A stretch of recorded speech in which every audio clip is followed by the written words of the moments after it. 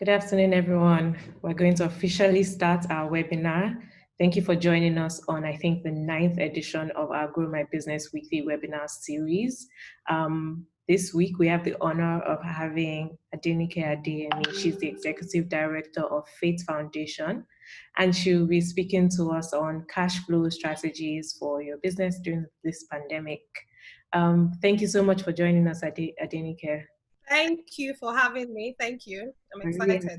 We're really excited. Yes. So I think yes, we also have Zainab. Zainab is going to be taking us through all the things that Flutterwave has available for businesses during the pandemic, but also post-pandemic as well. Basically, everything that we have available for you to continue to make revenue as a business during and post-pandemic. So I'm going to pass us on to Adenike now for her session, and then we will go into Zainab's session, and then we'll do a Q&A session after. Adenike, you can share your screen. That's fine for your presentation. Great. Fantastic. Yes. So we'll do a Q&A session after both sessions have been done. But if you have questions, please use the Q&A function. So that's where we're going to be checking for the questions. This is being recorded, and we will be uploading it onto YouTube and sharing the link post webinar. But if you don't receive it, you can just send us an email. But we'll get into that after all the sessions are. Okay, Adenike, you have the floor. Yes.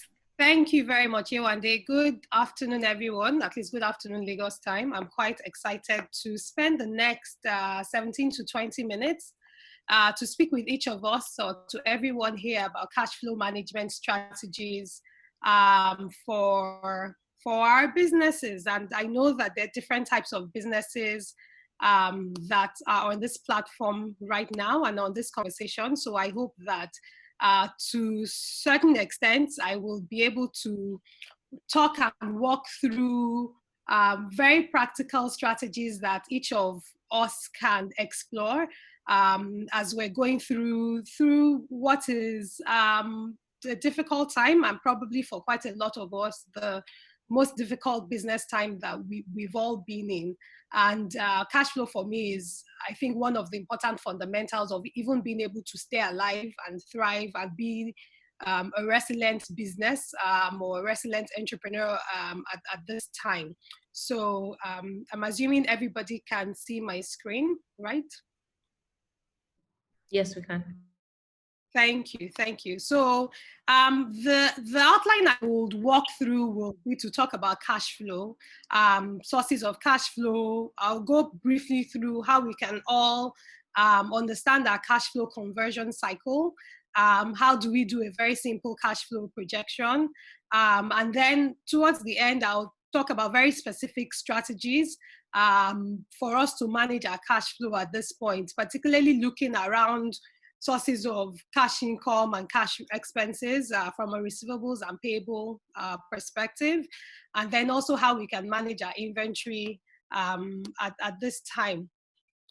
As we start this conversation, there are three important terminologies that I think is very important for us to be aware of. We'll delve in the next slide on what cash flow is. But for the purposes of this conversation, apart from cash flow, I think that for those who, I'm assuming a number of us already know this, but for those who probably don't know, two very important terminologies or terms and words that we need to be aware of, and they're accounting terms, but they're also terms that I have had to know and also become comfortable with, and definitely advise anybody running a business or selling a product or service to be aware of. So accounts receivable, and accounts receivable is essentially money that people owe you. So people that that have brought a product or service from you and they owe you. So that's what's typically referred to as an accounts receivable. And then accounts payable is typically money that you as an entrepreneur or your business owes to a third party for goods or services or input products or whatever that you have you've already acquired or purchased from that company, or company or entity or individual, but you've not paid back or paid back in full. So please, let's just have these three terminologies at the back of our palms because we'll be walking through this. Sorry, I take my sessions like I'm teaching. So this is a very short, brief teaching session on cash flow management. And the slides are with the team and they will share the slides with you after the conversation.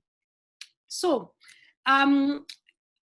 one of the things for me that has been very interesting during this period is that we've always thought, so I work with an organization called Faith Foundation, and I'll talk a bit about what we do at the end of this presentation. But since I've been at Faith Foundation for over 5 years, and in every of the programs that we do, we talk about cash flow. But for the first time, this period has really made people understand the importance of cash flow. And particularly for businesses who typically even fundraise or raise money through equity, investment and other forms. This is the first time that I've had people say that, oh my goodness, this when you guys talk about cash flow, I fully understand what cash flow means. I get the practical intent because right now I need to pay salary, I need to pay rent, I need to meet different obligations. So when we think of cash flow really is the amount of money that is coming into your business or is going out. So your cash flow really is what's coming in. And this is literally cash or cash equivalent. So when we say cash now, cash will be money in the bank, cash that you have on hand with you, or investments that are liquid. So if you think about treasury bills and the like, so things that you can convert to immediate cash and you can pay for them. This is not promissory or whatever, it's actual cash that is there. And, you know, people say cash flow is the lifeblood of the business. So when we usually take a session around business modeling, we say cash flow is the lifeblood of the business and customers are the heartbeat of the business. And for a business to survive, you need the two. But I always like to qualify to say that profitable customers are really the beating heart that would also help to circulate blood. And so if you think of businesses that have closed or are closing or closed before, it's not because sometimes they don't have a good product or good service. Most of us know businesses that have fantastic products, fantastic services, and even customers, but you need customers that will eventually, you need customers that are able and willing to be able to pay for that product and service. And so able and willing means that you need customers that they like your product. So you can have customers that like your products or like your services, but do not have the ability or capacity, maybe from an income generating perspective, to be able to pay for that. And so that's why it's not just about having customers, but you need to have customers that can pay and pay at the time that they should, in a way that allows your business cycle to be able to run and generate for that. So when we think about customers, it's very important that we're not just thinking about the bulk of customers, but customers that are able to generate cash in and out into the business. And so if you think about cash flow is everything that you need to make your business run. So to pay for those of us that make physical, tangible products, to buy the raw materials or the ingredients or the buy materials to be able to make that product. It's the cash that you need to be able to set up your operational facilities, to pay your rent, to pay salaries, or to pay vendors. For a lot of us that rely on services from maybe like marketing companies or marketing agencies at the time, it's cash that you use to be able to pay them. And so for a business to grow, there's something called about growth stages of a business. You want your business to eventually get to positive cash flow. And I say eventually because most businesses definitely do not start out with having positive cash flow. You start out with the point where you have a product and service, you start to sell it, you start to generate revenue, you start to generate cash flow into the business, and eventually you want to get positive cash flow, which means that you're getting in enough money, more than you need to expend to be able to keep that business running. And positive cash flow means that you're also getting it in enough time to be able to make the actual payments that you need to make. And so when you think of, conversely, of negative cash flow, it means that you're expending more than you're making, or you're expending more than cash is coming into your business to be able to do it. Again, I also want to say that startups are usually in different stages, or SMEs are typically in different stages, but eventually one wants the business to move gradually towards a positive cash flow. So even when you look at a business that started 1, 2, 3 years, even when they're not profitable, one of the things you want to look is their cash flow rate, or their positive cash flow rate over the period that they've been in existence, that will eventually draw a line or a path to point to profitability. And so if you think about the typical sources of cash flow, they're usually in 3 areas. The first and the most obvious one is through your business's main activity. So what cash flow that you get because you're selling your products or you're delivering your services to your customers. The second is typically through investment cash flow. So you purchase or you make investments in other businesses or in other ventures, you generate cash flow from that. The third, which may also be familiar to some of the businesses on this conversation, is through financing. So so you get a loan for your business or debt in some form or equity, and you get cash through that process. So usually cash flow is through your operation, selling of your revenue, your products or services, investments, and then through financing. Like I said, I said I'm taking this like a working class. And one of the things that every entrepreneur needs to know is their cash conversion cycle. And I've done like a simple graph, and you typically see this in anyone teaching or talking about cash conversion cycle. And you have to know what's the cash conversion cycle for your business.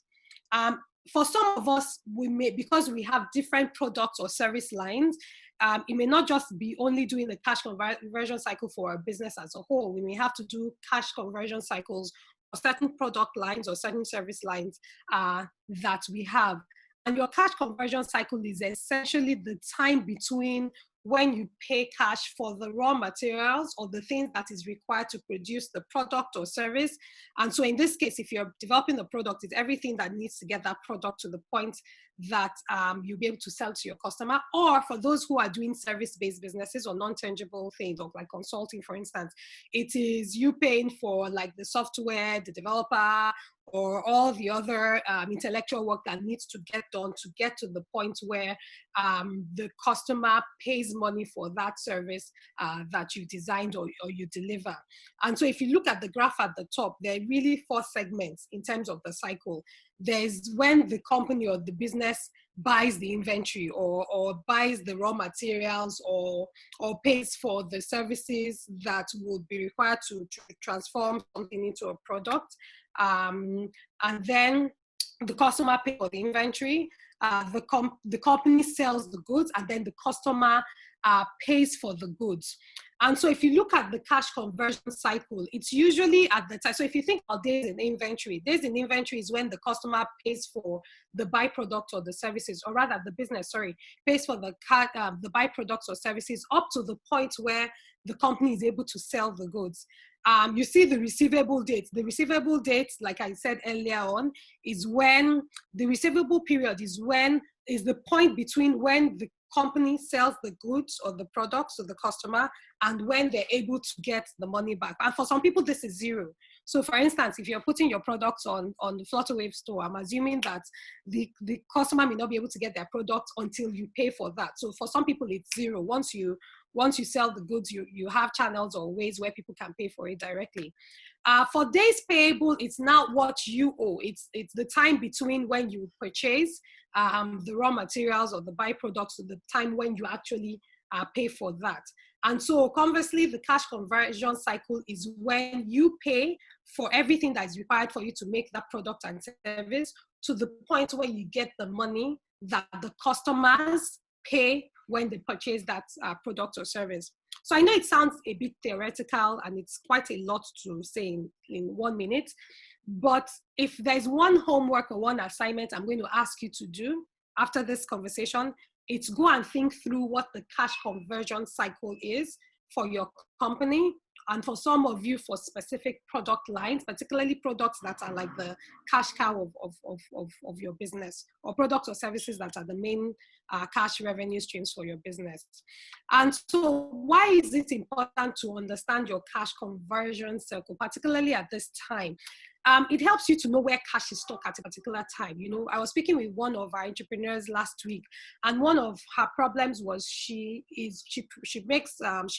had sent money to somebody who she gets a byproduct for certain products that she produces, and she had a lot of money stuck there, you know, and this period allowed her to know that she was actually paying too much for a supplier than she needed to, and she needed to renegotiate terms with her supplier.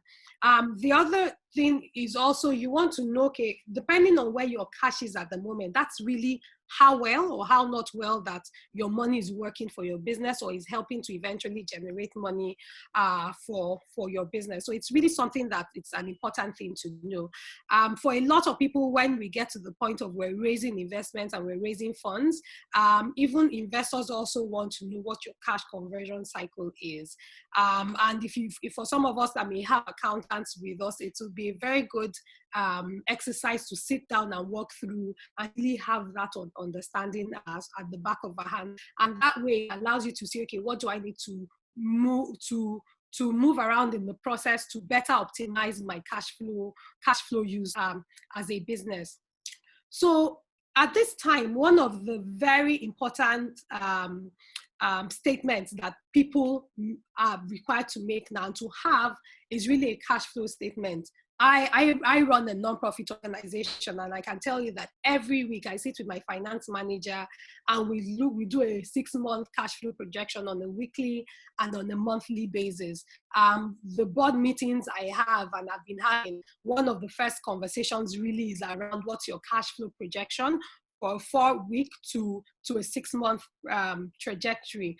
Before, it would typically like a 3 to 6 months, but because of the way things are changing, the environment is changing, and there's so many things around this crisis period that is still uncertain. You want to be able to know, okay, how much cash outflow do I have within a 1 to 4 week perspective? So for those of us that may not know how to prepare a cash flow statement, I just thought of this like 3 or 4 guidelines just with an Excel sheet. The first thing you want to look at is to say, what's the cash I have on hand? What's the amount of cash that I have in my bank account? Some of us keep physical cash. So whether it's foreign exchange or whatever that belongs to the business, rightly or wrongly. So what's the physical cash I have? What are all the bank accounts that I have? For some of us that have Naira and foreign exchange denominated cash, and sort of align them and even see, okay, if I look at the overall value in the main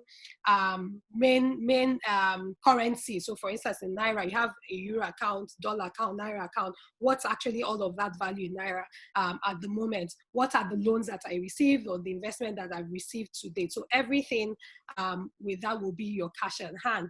And then you now want to say, okay, what's the next line will be to estimate expected revenue and cash revenue on a weekly basis, preferably, not just even a monthly basis. So what is the sales? Based on my last week's sales, what are the sales I'm expecting from this week, next week, the week after? What are the loans that I may have applied for? Some of us may have applied, for instance, for the CBN fund that we may have gotten calls and all of that. What are the loans or investments of cash inflow that I'm expecting? When exactly am I expecting them? And then the third around that statement will be around estimating the expenses. And that's why I think more importantly for the reason why you want to do a weekly one at this period of a crisis is really to know when exactly is that money coming and when do I have to spend it. One of the major significant expenses usually for those of us that employ other people beyond us is things around payroll. So when am I paying salaries? For some of us that are in service businesses, or maybe you're developing a platform or something, what are the key milestone payments that I have to pay for service providers that if I don't pay them at the time that I'm supposed to pay them, it will significantly impact my business or me being able to run? And a weekly breakdown of that really helps you to say, okay, when is this money coming in? when is this money expected to go out. And so even one of the things that we do is, particularly because salaries are one of our major expense payments from a cash flow perspective, we usually have like a red highlight in the weeks that we have to make salary payment, so that we know that, oh, this we really need to make sure that we have cash flow at hand to be able to do that. So this is a very simple way to think. Of course, to prepare a cash flow statement, of course, it will vary again for different types of businesses. So I also highlighted a few strategies that I wanted to suggest. I'm sure some of us are probably already doing this. So at this time, again, this is the time where if you don't have a collection policy, you really need to have it. Some of us, we are the only ones in our business. We are the accountants, we are the person that handles the phone and all of that. We really need to be clear. Your business is never too small to have a collection policy, particularly some of us that we don't, or maybe the way we've sold our goods is always maybe on a promissory basis or something. So you have to have a policy to say, how do we collect? How do we keep track of who owes us, and how do we send reminders? You know, one of the easiest ways I've even found out is that sometimes you even put it into, you diarize when people are supposed to pay. So if you've agreed on a payment plan with someone, put it inside your calendar.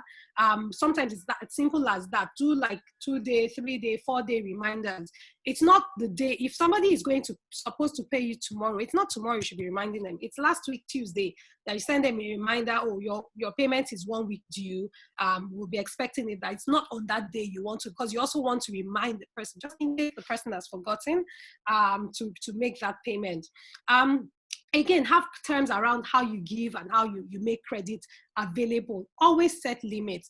And that's why sometimes some of the critical roles in an organization or a business, when the business starts to grow, somebody just gets somebody else that is responsible for selling and collecting payments. Because I know quite a lot of our entrepreneurs, for instance, particularly when you sell things to family, to friends, and you may be a bit hesitant about collecting the money that they owe you, sometimes put somebody else that will act as a barrier between that, so that that person is the person following up, is the person following up on payments that are due, that a customer has not made, and then you, who may be a bit more emotionally disadvantaged to insist on that payment, you're removed from that. And that also means you start to put structures in how you set credits, how you collect money, and how you follow on through. If you have goods in particular that you think they're going to be on the shelf a bit too long and you just need to move them out, you may set discounts to them just to be able to push them out from your shelf with that. For overdue payments, and quite a number of entrepreneurs at this time are also struggling with overdue payments. So people owe you and they've not been able to pay. I think first off, if you've not done that already, start with some sort of a customer relationship strategy to it. So why is that person not paying you? Is it that they didn't like the product, they didn't like the service that you delivered? Are they also having challenges themselves at this crisis? And then can you reach some sort of a payment plan? Do not end that call if you don't have a payment plan. Also, you owe me 10,000 naira. Okay, maybe, because in fact, one of the things that we would typically advise is that try and reach a negotiation. If that person owes you an amount, what you want to get is you want to get as much of that money as you can. So you can even say, okay, do you know what? You owe me 10,000 naira. Let's try and get 9,000 naira. If you can pay me 9,000 naira in full, I will forgive the 1,000 naira, because you are likely better to get that 9,000 naira in cash at hand than even that 10,000 naira that you may not eventually get. You can also agree to a payment plan with the person and say, okay, well, you're supposed to pay me by tomorrow. Why don't we break it down? Give me 50% by tomorrow. Give me 30% of the money by Friday and the other 20% at that, so that you're negotiating with the person. For some of us that are exploring that, we're in this relationship with people who have typically owed us money, this is the time to probably not, next time, don't sell to the person again. Honestly, if people have shown you who they are over and over and over again, do not keep offering that person credit advances or opportunities for your business, because it's not good for your business. Now, again, as people are owing you, you also may be owing people. Again, it's about cash flow, money in and out. And you know, one of the things people always say is that at this time also, you as a business, you want to also negotiate with your supplier. So as you're negotiating with people, everybody is negotiating at this point in time. So if you owe, for instance, some of us may owe rent, and a number of us may not even have been at our physical office locations at our physical office locations for quite a while. Yes, you can, okay, sorry, I've been told to maximize my slides, my apologies. Yes, so some of us have been at places where we've not been able to physically operate as a business. Negotiate with your landlord. He understands, he or she understands the situation. Tell your landlord that, can we have extra time to be able to pay back? I may not be able to pay you 100%. You know how it is. I've not been able to sell. Can I perhaps pay 50%? Instead of paying in June, I will be able to pay in August. So find negotiation terms. If you owe people money, do not wait for them to call you as a business. Call them, reach out to them, be proactive. Some of us have taken debt.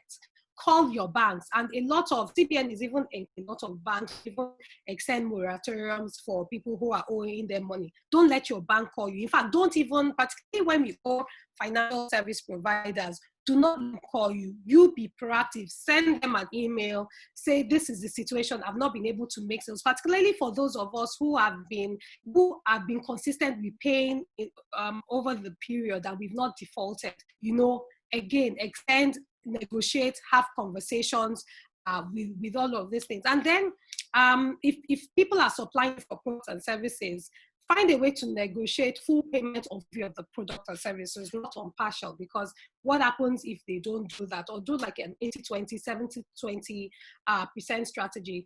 At the end of the day, whether from a payables or receivables perspective, you as a business, you want to be very, very selfish in terms of keeping the cash in your business. You know, you want to pay things when they're due to pay them, but you want to also be able to make sure that you're holding in enough cash for your business. Last one, for people that have goods in particular, so you have physical products or goods, always do an inventory. You should be able to know what are your fast moving items, why are they moving then, is it times, is this period, and what are the ones that provide you with the best profit margin. The other thing you want to do is the aging analysis. So aging analysis is that how long does it take before I eventually get the money for that? And you really want to reduce the aging analysis of that. Last but not the least, and I put this in red, is that you want to stay away from discounts that are volume-based. So somebody will say, so for if you're selling shea butter or something like shea products, and then somebody say, come and buy shea butter for me, I'll give you bulk in this. You don't want to go and buy something in huge quantity and then it sits in your store and you're really not using it and you're pushing it out. So yes, the price sounds too good to be true, but you also have to think about your ability to quickly convert that byproduct into a product that can sell and eventually generate cash for you. You don't want it to be sitting in your warehouse for nothing. So at this time, make sure that, you know, when we go through this, there's always an advice that try and keep a 3 to 6 month cash reserve as far out as you can.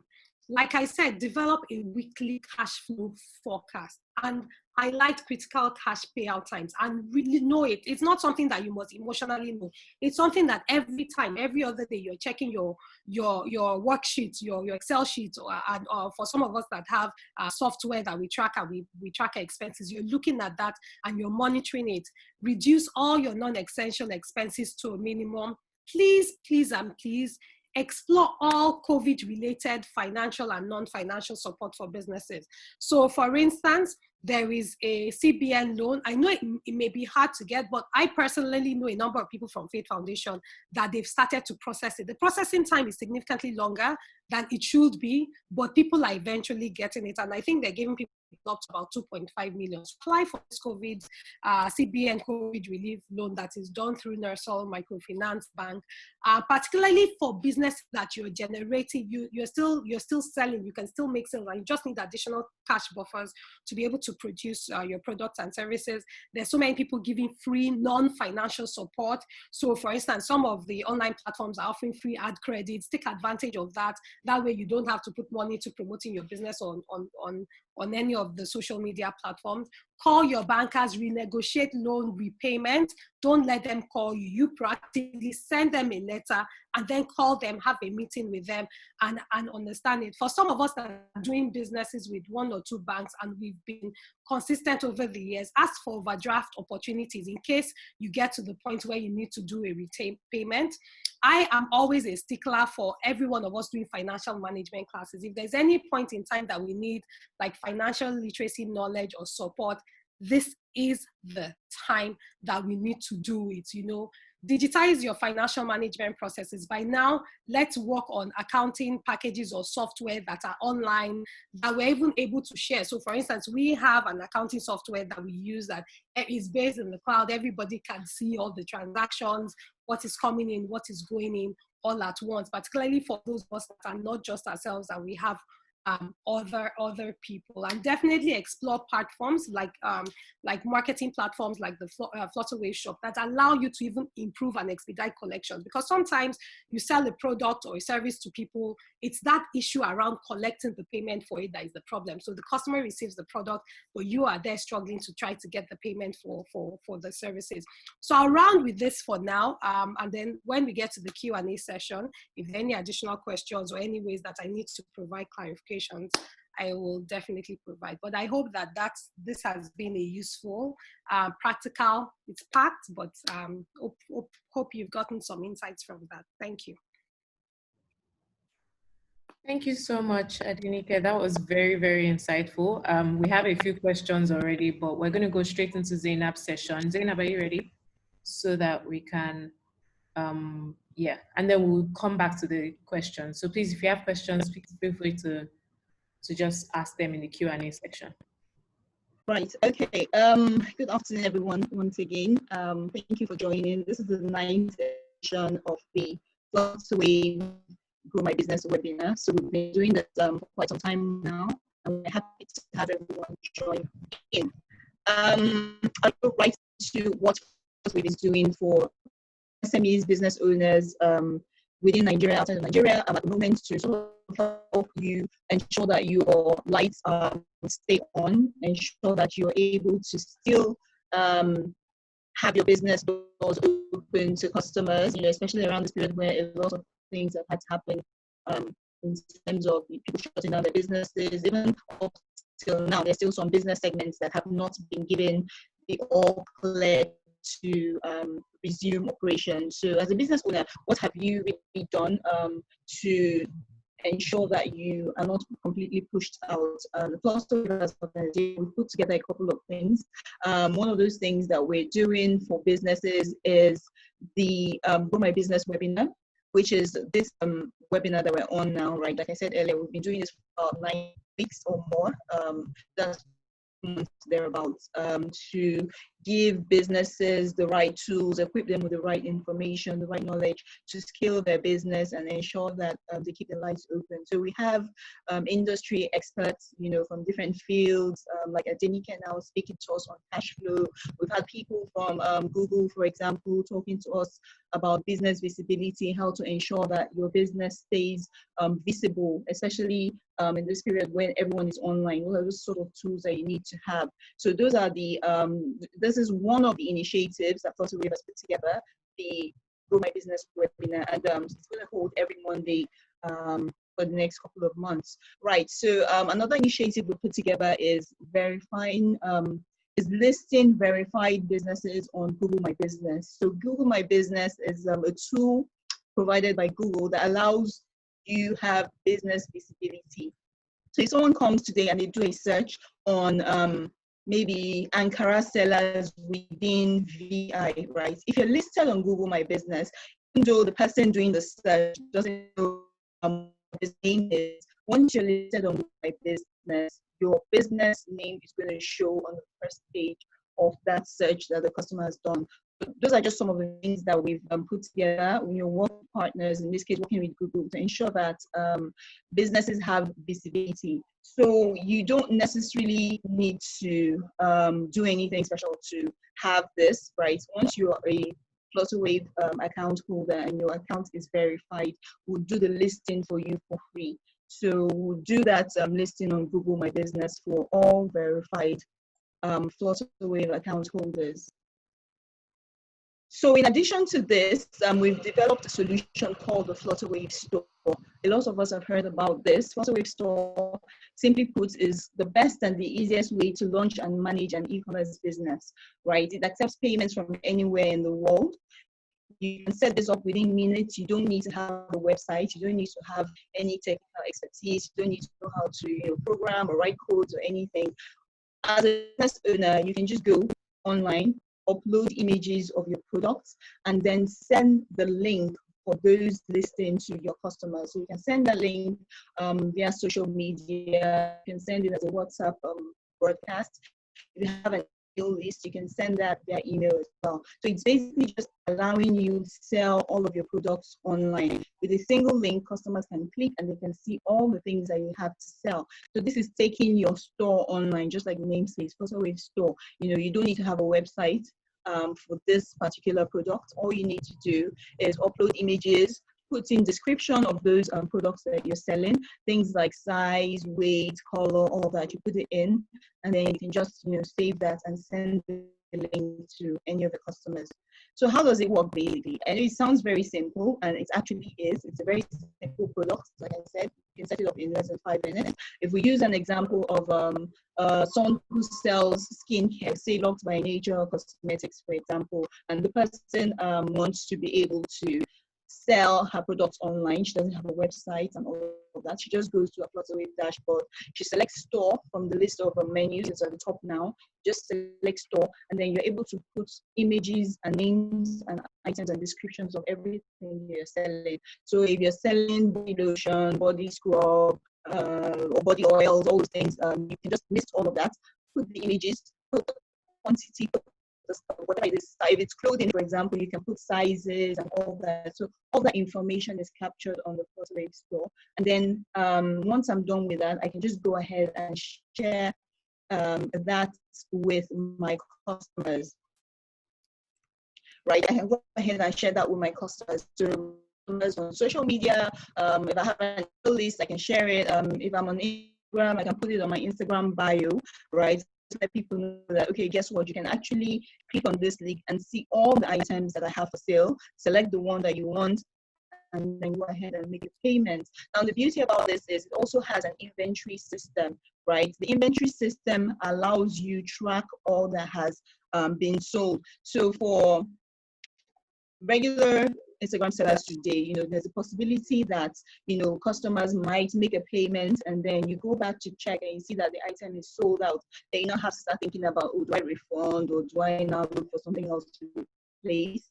All that is eliminated with the Flutterwave Store because it allows you to track inventory. So at the point of setup, if you have just, if we say we want to use an example of the clothing store, if you have just 20 tops, right, and maybe 10 skirts, at the point of setup of those items, you're able to put the inventory. So from the back end, as the sales are happening, you're able to see that the depletion is going on. So when it's just one item left and someone buys it, right, the next item, no one else will be able to buy it because it's already sold out. So that also helps you with your inventory management, which is very ideal for a time like this where things are just happening and all of that. So it also helps you know all the details about your customers. Let's just go to the next page. If I have sent that link to my email list or my WhatsApp broadcast, for example, and then someone clicks on the link, they select what they want to buy, they put the total, they check out, they get this page comes up asking them for further information, so their name, email address, phone number, delivery address, all those details, right? So that's entered into the system. And then the next page, you're able to pay with whatever payment option that you want. Now, the beauty about this is, guess what? You have the information of your customer. So if you're selling in a supermarket or a fashion store or a skincare store today, customer comes in, they just select what they want. They go to the till, they pay either with cash or with card, and then they walk away. Chances are you don't even know the name of that customer. You don't have their phone number. You don't have their email address. You don't know where they stay. You really know nothing about that customer. You just know that somebody came and purchased something today. But with this solution, you have more information about your customers, and then you have access to data analytics. So you can find out, okay, do I have more male customers or female customers? Do I have more people living on the mainland or on the island? Am I able to see people that buy, in the morning or in the afternoon or in the evening? All that data, is available to you as a business owner. And then based on that data, you can now make other key business decisions. So if you want to do a sale, for example, and you see that most of your customers are online in the afternoon because that's when they buy, that would be a perfect time for you to do a sale. So you can say flash sales between 12 and 1 o'clock, buy any item for 15% off. You're going to be sure that you'll be able to get maximum response based on that information. So if you see, for example, that you have more people based on their delivery address on the mainland or the island, you can now decide to say, okay, do you know what, I want to have a pop-up shop on the mainland or on the island. All that information is available to you for the Flutterwave store. And this is something that you normally wouldn't have if you have just people coming to buy, on Instagram, they just do a transfer, or they go to your physical store, they pay and they walk away. You can even go a step further and get further information, things like date of birth. You can send them a text message on their birthday, you can send them an email on their birthday, or you can give them a discount. Oh, guess what, your birthday is tomorrow, here's a discount code of 15%, shop anything you like on our Flutterwave store. So those kind of things are ways to ensure customer stickiness, right? Customer stickiness, so they're always coming back because they know that it's not just shopping as usual, it's an experience you're creating for your customers. So that's another advantage of having your business on the Flutterwave store. In addition to that, you get electronic receipts sent to your email address. And the customer also gets, as person buying from you, they also get an electronic receipt sent to the email address. So that's an end-to-end transaction right there. You're able to see all your spend. You're able to print out from your dashboard. You want to see how many people have bought, so how many of these items, which one is my bestseller. All that information is available to you. You can print out the receipt. Use it for any other thing you want to use it for. So these are just some of the advantages of having your store on. Of having your business on Flutterwave store. Also to note that we have the option of delivery available as well. So today you have the option of setting up your own delivery. We understand that some business owners, they already have their delivery process. Some of them have their delivery vans and bikes, which is fine. But for those that have to, after a sale is made, they have to maybe go to, I don't want to mention names, but they have to physically go to like a logistics company to now send it. All that can be taken care of with the Flutterwave store because we have delivery companies integrated that can, at the point of payment, get a notification that this particular payment has been made. The delivery fee is included in the cost of the item. And so when the payment is successful, they get a notification that this delivery has been successful. And so you need to come to pick it up from the customer's location. So they go to your store, your supermarket, they pick up the item, and then they deliver to the customer. So all that process of having to think about who's going to do my delivery for me, or I have to now batch my deliveries and say maybe deliveries only on Thursdays, like most people do, deliveries on Tuesdays and Thursdays. So you don't need to do all that. As a delivery company, based on the agreement, will come to pick up the item from your store and then deliver to the customer same day or next day, depending on the agreement that's had. Right, so that's it really on the Flutterwave store.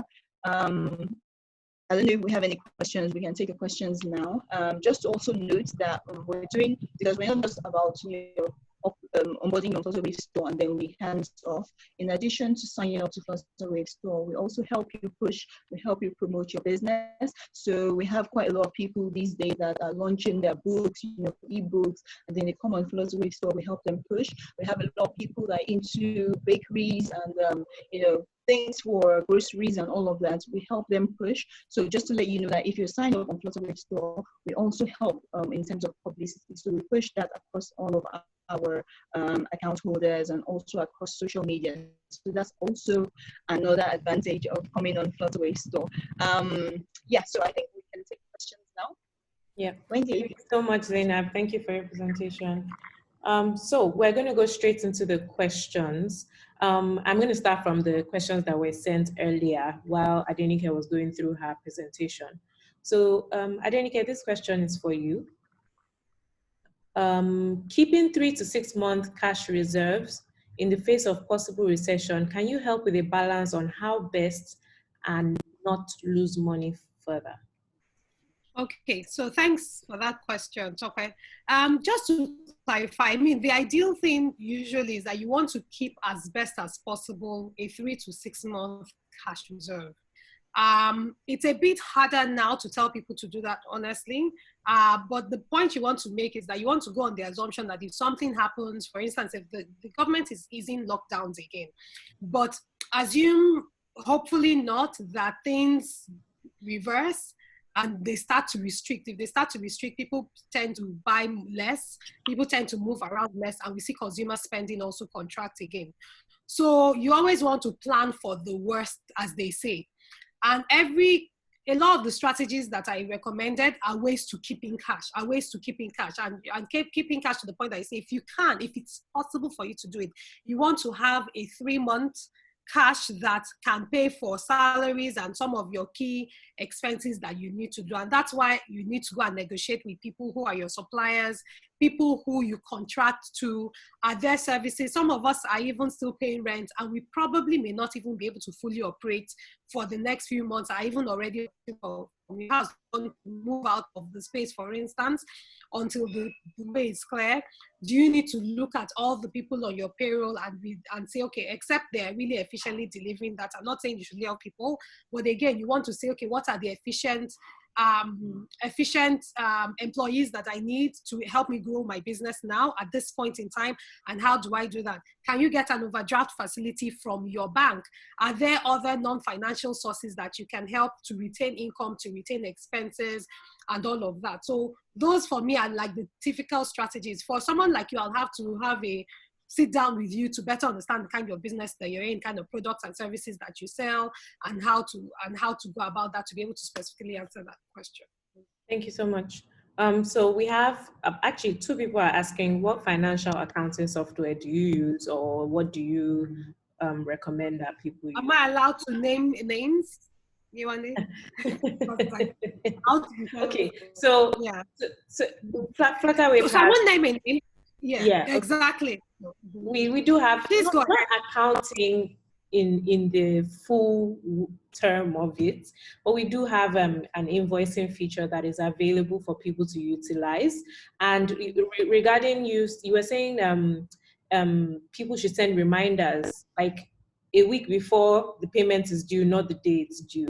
That is something that can be automated on your Flutterwave invoicing feature. However, you can still recommend some accounting software because we're all about helping businesses to grow. Yeah. So Yewande is making a very important point, because what happens, so we, for instance, we have an accounting, we use QuickBooks, and QuickBooks for us is very easy because it's cloud-based. On my phone, I have the app and I can see what's going in and out. But the importance of what Yewande just said is that sometimes a lot of our packages are not integrated with our sales points and our sales channel. And see, this is not a brief for Flutterwave, but we also use a few Flutterwave products for collections for some of the programs that people pay for. And it's very important because sometimes you need that integration, not sometimes, all the times, you need that handshake between what is being spent and all of that with your actual accounts and cash. You want to digitize your payments. You want to digitize your collections. You want to digitize your invoicing. It's really fast. It's easy. A lot of us are not in person now to be writing hard copy receipts. You're literally doing it with WhatsApp, you know. And the efficient way to do that and keep track and control of what you're spending or what is coming in is really through different platforms like this option. Yeah. So you use QuickBooks. It's great that you said QuickBooks because we have a QuickBooks integration as well with Flutterwave. So that is something that can, so that is something that is possible. Yes. Yeah. So so that we try to be as valuable to our network as possible. And I think that's the other point for all the other accounting platforms. For those of you that also have the store options and all of that, you want to find out how everything can be won in different ways and explore the integration platform. So you see, I didn't even know this. So thank you. Yeah. So so we have quite a few people asking if they are going to get the soft copy of the slides. Yes. So we have 3 people asking. Victor, Nathaniel, and Bernardine. Yes, we are sending the slides, Adenike slides via email, and also a recording of the webinar. The webinar is being recorded. Ayobami is asking, I'm looking for a cloud-based and efficient point of sale software that can allow everyone view the sales and transactions from anywhere in the world. Can you recommend any? Yeah, so Zainab, do you want to answer this question? So we have the POS management system. What I'll say is maybe after the webinar, just send us an email, hi@flutterwave.com, so that we can engage further and sort of understand what you want to use the POS management system for, and so that we can align here. Yeah, but we can definitely do that for you. That's something that's like an added value. So someone is asking, I am an entrepreneur who renders varying services like selling data, airtime, web designing, TV subscriptions. The way I make sales is very difficult to keep an accurate record of all the sales and keep a track cash flow. Is there a guide I can follow? Adenike, would you like to answer this question? Sorry, let me go to that question. It's by Emmanuel Onyekwere. Okay. Who rendered? How do I? Okay. So essentially, from what I'm hearing, the way I make sales is very difficult to keep an accurate record and keep it cash. Is there a guide? So again, what I see is that you're doing different types of services and you're selling different things. Maybe the first question that I would ask is there for number one, are you separating your business and your personal accounts, which is sort of one of the rudiments of cash flow? Do you have a registered business, even if it's an enterprise CAC registration you have? I'm assuming you're Nigerian because of your name. And then do you have a business account? So first off, start by having a business account. And that's a point that I didn't mention there. So that way, even if you're selling 20 different products, anybody that sells those products, they sell it and income goes through your business account. And every sale that you're going through goes through that. And that's one of the easiest ways to sort of now track and put all the income that you're going to make from that in one place. Like we discussed, one or two other people have also mentioned some other accounting packages that you can use to do that. I'm assuming also from the Flutterwave store that you can also sell any of these things that you listed out, right, Yewande? And you can put it there. And that way you even have all of that tracked in one place. You can send people one link to buy, to sell, and you can put to track it. Digitizing your revenue and your spending and your sales channels is really, for me, the easiest answer to all of this. And that way you have one record that gives you an overview of all of this. I hope I've answered your question. Yeah, so next question is, can Flutterwave store deliver products to locations outside Nigeria? Would shipping charges still be reasonable in such situations? Yes, so we work with delivery partners. We don't have a logistics company ourselves, but we do work with delivery partners to ensure that your goods can be delivered outside Nigeria, because, I mean, we enable you to receive payments and services from people outside of your local country. So if you're in Nigeria, Kenya, Uganda, wherever, so the delivery is available as well through our delivery partners. Reasonable. Yewande, on that question, do you also deliver? So if I put products on your site and I need to deliver outside of Africa, yes, do you have delivery partners that do international shipping? Because we have quite a lot of entrepreneurs. Okay, fantastic. Yeah, so Sendbox is one of our delivery partners, and they deliver worldwide. So yeah, okay. Yeah. Okay. Next question. I uploaded my products on Flutterwave store and sold out appeared on each product, even though no sale was made. What could have happened? Hi, Dorcas. It's very possible that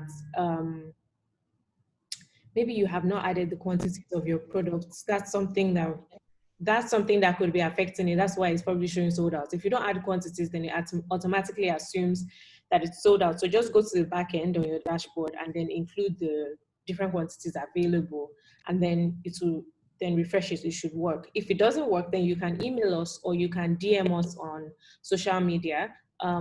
Email is hi@flutterwavego.com. Social media is @theflutterwave, and we'll be able to help you with any issues. Zainab, this question is, what is the procedure for the Google My Business? Because I missed the webinar meeting last week. Okay, so we've developed opt-in I say link, right? We will share that link after this webinar as well. I think by close of business tomorrow. So you get an email that has everything, presentation slides, link to the webinar, and then a link that asks you to opt in for Google My Business list.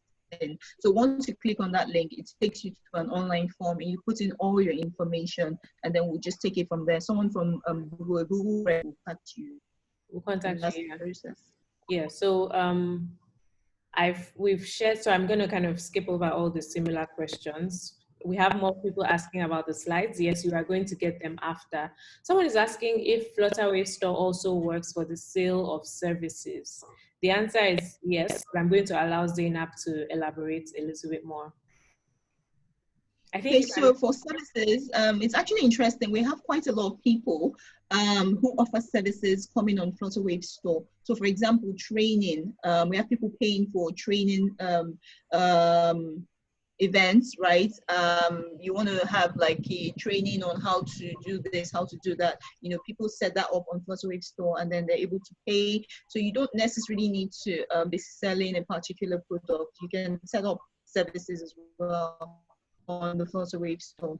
And then in terms of the back end, people do that because they want to know the exact number. So they at the end, they now put like a 20 or a 50 because they just want like 50 people or 20 people to attend the training. So once it's at that, it now shows, you know, sold out, so to speak. So yes, if you have a service you're offering, you can still put that service on Flutterwave Store.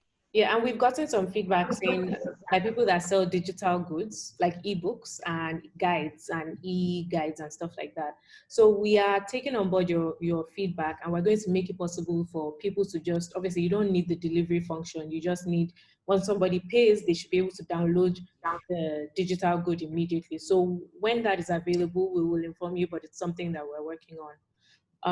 Next question is, if I already had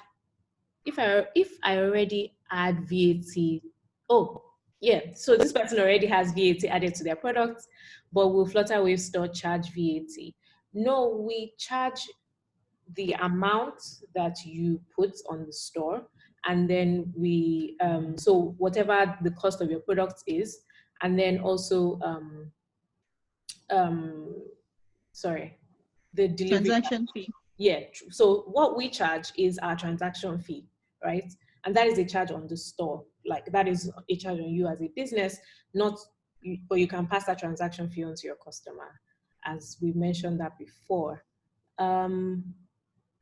Someone is asking, we don't have enough information about delivery integration. I have inquired about this before. Are we supposed to contact GIG Logistics on our own? Okay, Zainab, would you like to go into a little bit more detail on the delivery function so that we can? Okay, so for the delivery option, remember I said there are two options, right? Now you can decide to set up your own delivery. What that means is you just put, there's an option to put different locations, right? So you can say Lagos mainland, 1,005, for example, Lagos Island, 1,000 Naira. So all those things will now show as fixed delivery fees, right? So that option is available today. That's for those that have their own delivery already sorted. You know, I mentioned earlier that some businesses even have their delivery vans, delivery bikes and all that. So if you have that, then all you need to do is just put a fixed delivery fee, and then whenever they put in the address of the customer, whenever they put in the address, automatically the because you've already entered it from the back end, so automatically it sees what that address is, where that address is. So if they type in Lagos Island, for example, then they already know automatically 15. So 15 will be displayed at the point of checkout. They'll see the item is 10,000. They see 10,000 cost of item, then they see 15 delivery. So total amount will now be 11,500. So that's for those that already have their own delivery options. Then if you want to use the delivery options provided by Flutterwave, then you don't need to, contact GIG or Sendbox or anything. Wendy mentioned earlier, Sendbox is just one of the delivery companies we've partnered with, right? How that would work is if you opt for the Flutterwave delivery option, at the point where the customer puts in their address, again, and that algorithm will calculate where, because when you're putting your address, you select state, you select location and all of that. So the algorithm will calculate how much that delivery fee would be and display it for you. Now, once that display is done, again, 10,000 Naira for the item, 1,500 for delivery. So you are not contacting the GIG, you're not paying anybody. That's 1.5, you won't get that 1.5. The delivery company gets the 1.5, right? The 10,000 goes to you. That's the cost of the item. And then from the back end, the delivery company is notified.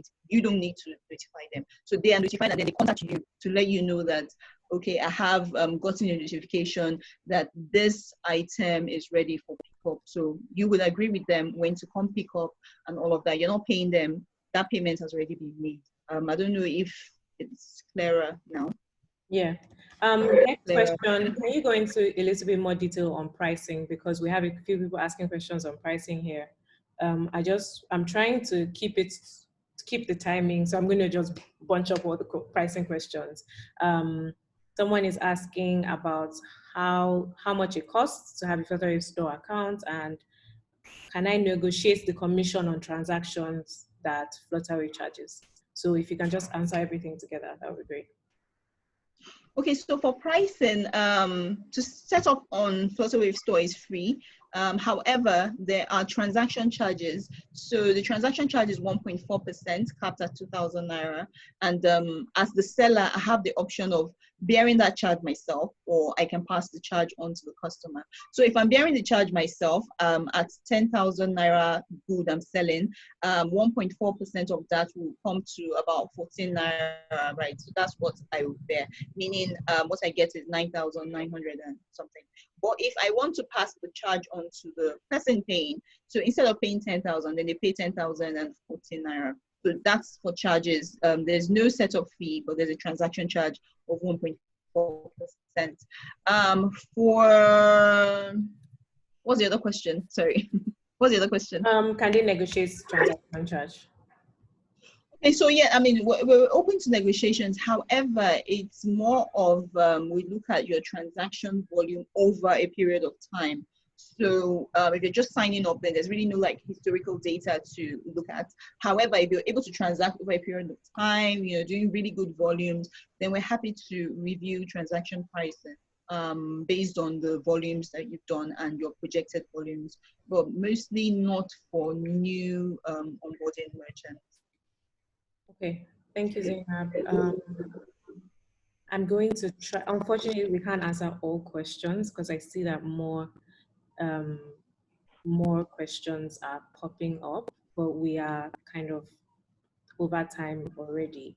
But you can email us. If we don't get your question, you can email us hi@flutterwavego.com and we'll be able to answer your question. Someone is saying 1.4% of 10,000 is 140 naira. Yes, that is the transaction charge for Nigeria. So that would be the transaction charge.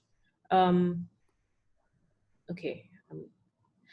Zainab, someone is asking, I'm in Cameroon. Why can't I make transactions over here? Well, when you say you can't make transactions, how do you mean? Like you can't pay? Or you should be able to. You can open a Flutterwave account in Cameroon. Yeah. But if you are having issues, please email us hi@flutterwavego.com so that we can address your specific use case. We will not be able to get into the details of your question now, but if you have any questions, you can just email us. Someone is asking, I'm a digital marketer and I refer customers to Flutterwave and my revenue ain't showing up. What can I do?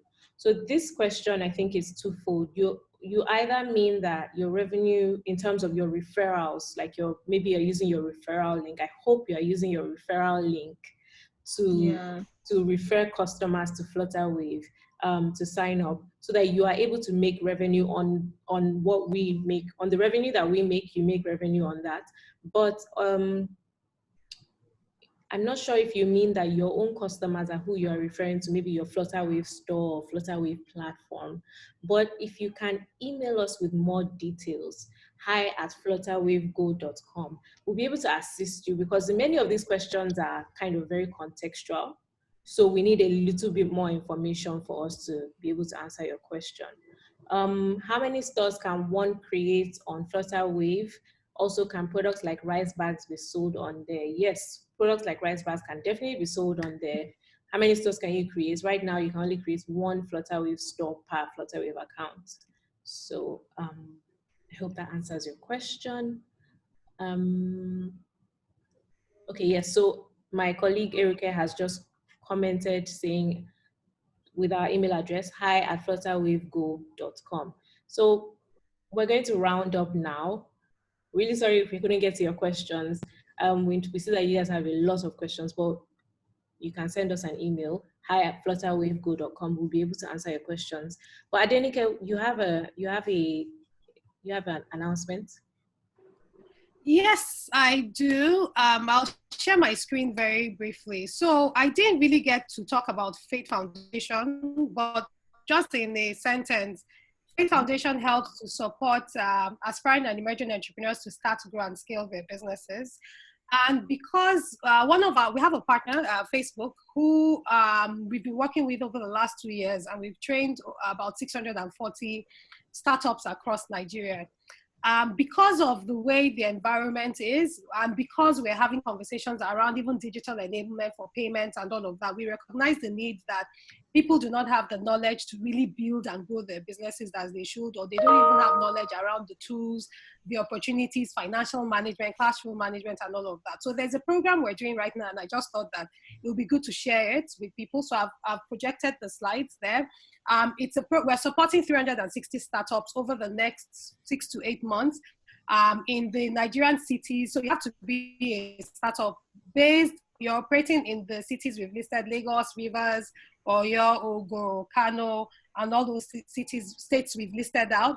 The application for Lagos and Rivers is closing today. So if you go to faithfoundation.org/AEP Digital, you see all the details and all of that. I'll also type the comment there, but it's free. It's a free 6-week program.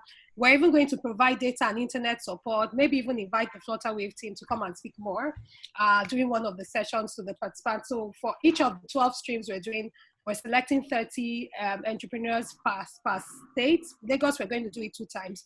But for the first Lagos stream and the River State, it's closing today. Thank you very much. Yonde has typed in the details. So please take advantage of it. Again, look for non-cash cash benefits that will help grow your business and provide you more information. So that's all I have to share. Thanks, guys. Okay, thank you so much. Thank you, Adenike, for joining us today. Your session was very, very, very insightful. We really appreciate you joining us. And we look forward to maybe even joining you on this. Yes, please. We'll definitely have you guys. We will. Yeah, thank you so much. Thank you, Zainab, and thank you everybody for joining us. These links, we're going to share them via email as well. We're sharing the webinar recording, and we're sharing Adenike's presentation via email as well. Also, the link for you to sign up on sign up so you can get verified on Google My Business will be shared as well.